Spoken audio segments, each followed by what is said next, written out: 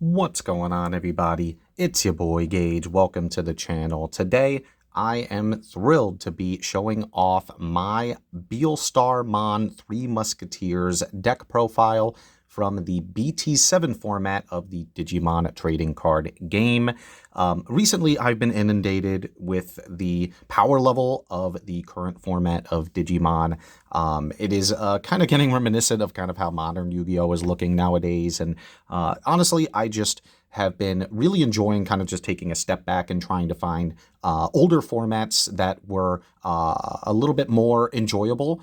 By taking a step back and, playing some fun archetypes that allow for much more interaction and kind of more methodical gameplay. And I think we've hit a sweet spot with BT7, which is kind of the start of the hybrid format. But even though hybrids are very much at the forefront of this format, it is still a very interactive experience. And there are still so many decks that are viable and can be played because of the fact that the format is just a lot slower. So if you are looking for a format to be able to play, to be able to kind of enjoy an older style, much more interactive and kind of back and forth way to be able to play Digimon, then I kind of recommend going back and playing this because my friend and I have been enjoying it quite a bit.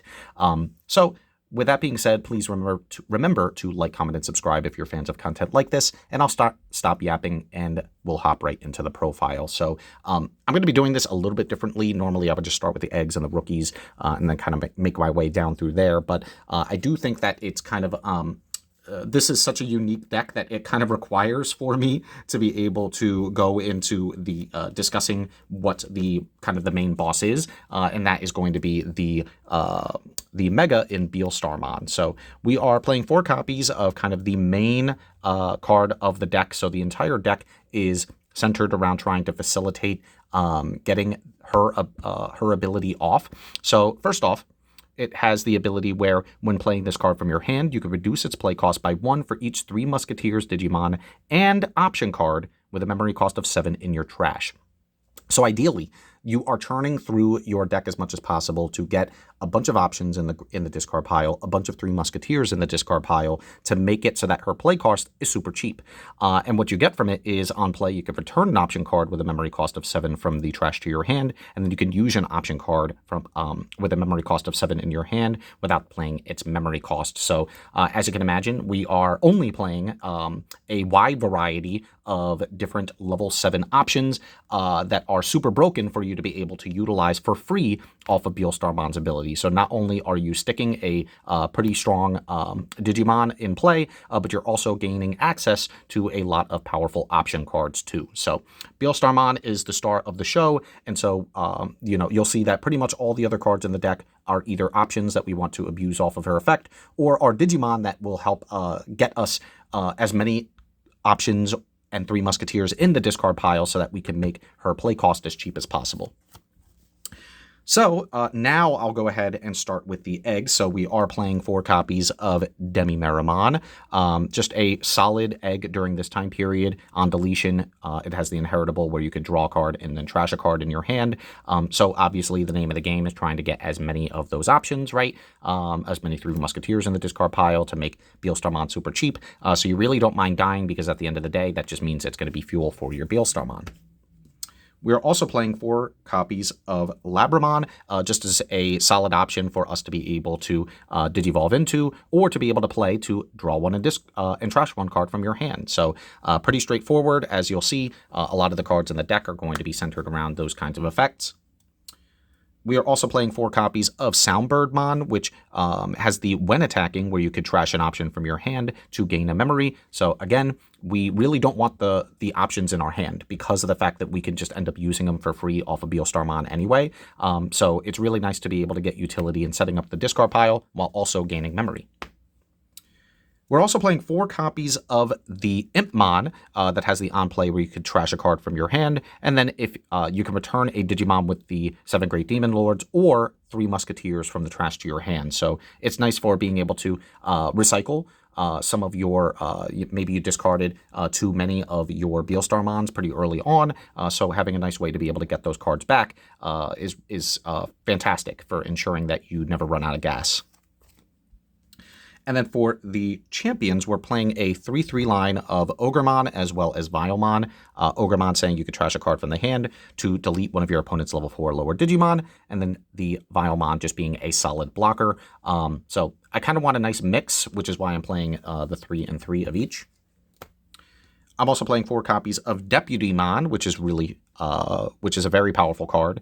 It has the on play where you could reveal the top 4 cards of the deck, and then add a Digimon with 3 Musketeers in its type, and or an option card with a memory cost of 7 to your hand, and you trash the rest. So not only are you potentially going +2, but you're also gaining cards in the trash to fuel up your Beelstarmon. It also says this Digimon can digivolve into a Digimon with the 3 Musketeers in its type from your hand for a memory cost of 6, ignoring its Digivolutions, which is also just really nice for being able to cheat into a card like Gundramon, which you'll see later on in the profile. For the Ultimates, we are playing 3 copies of Rebellymon as well as the Tect 1 Skull Greymon. The Rebellymon being fantastic because when digivolving, you could trash a card from the hand to have this gain blocker and retaliation. And then the Skull Greymon is just a nice tech because when it is trashed from the hand, you could place this as a source under one of your purple Digimon so that it gives your Digimon retaliation. So it's kind of funny in certain instances where if you have a rookie in play, you can actually, and you trash a card from the hand like the Skull Greymon, you could give your rookie retaliation and then swing into your opponent's boss monster and take out a really strong Digimon in a pinch. So yeah, it's just a really nice tech. You could argue it could be a 4th Rebellymon, but I kind of just like the versatility, especially since we are trashing so many cards in our hand. So it's nice to be able to have Skull Greymon, and you could, worst case, you could end up just digivolving into it, but I do like the being able to give some of my Digimon retaliation.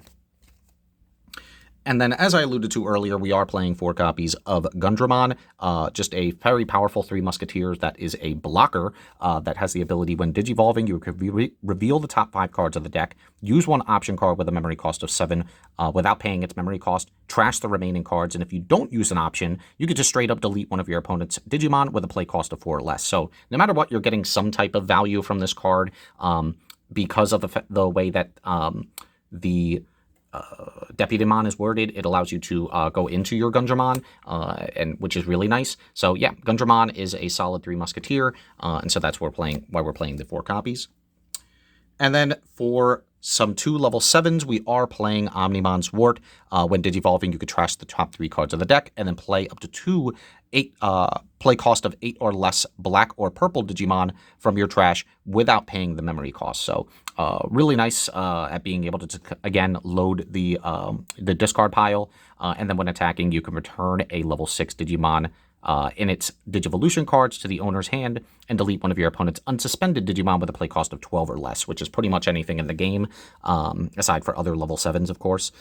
So it's nice because if you do end up using it to go into, you use your Beelstarmon to go into Omni's Wart, when attacking, you could just straight up add the Beelstar back to your hand and then reuse it later down the line. So that is very powerful. So yeah, 2 Omni's Wart.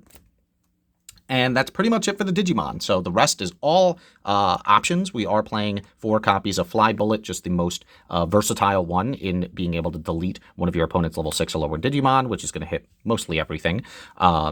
Again, we are cheating all of these off, so we're not necessarily... You can play. There are going to be some rare instances in which you just raw use these from the hand, but being able to cheat them with Beelstarmon is kind of the best way to utilize them. I'm also playing 3 copies of Happy Bullet Showering just for the opportunity of potentially getting mass removal because it deletes all of your opponent's Digimon with the lowest DP.